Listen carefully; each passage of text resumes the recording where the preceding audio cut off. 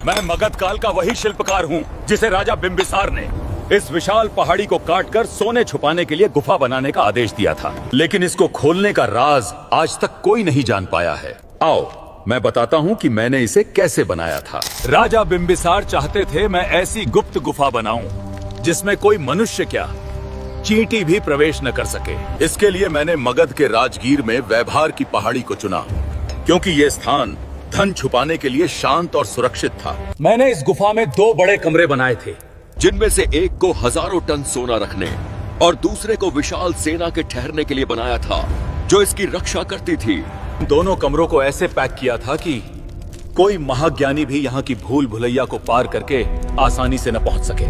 इन तक पहुंचने के लिए एक बहुत संकरी सुरंग इस तरह से बनाई थी कि इसके अंदर केवल एक व्यक्ति ही आ जा सकता था। इतनी कड़ी सुरक्षा के बाद हमें लगा अब ये धन एकदम सुरक्षित है, लेकिन हम गलत थे।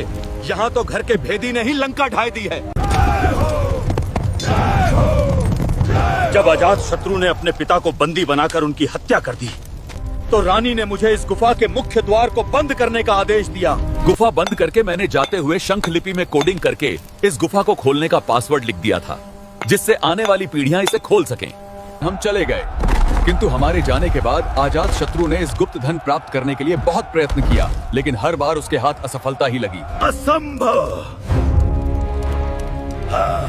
समय बदला और फिर आया 19वीं सदी का वो दौर जब संपूर्ण भारत को लूटने के बाद गोरों की नजर पड़ी इस गुफा की ओर। वो भिखारी खजाने को ट्रेन से लंदन ले जाना चाहते थे।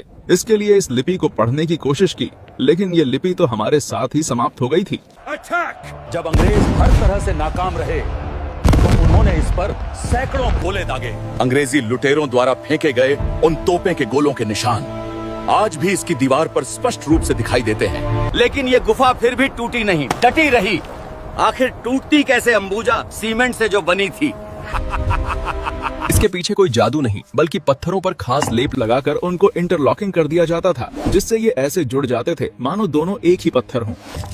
ये वज्र लेप चूना, गुड़, दाल, सोमरस और कुछ खास जड़ी बूटियां का एक अटूट मिश्रण होता था। मेरे इन हाथों की प्राचीन शिल्प कला और अनूठी रॉक लॉकिंग विधि के आगे सबको झुकना पड़ा, जिससे आज तक कोई हाथ नहीं लगा सका है।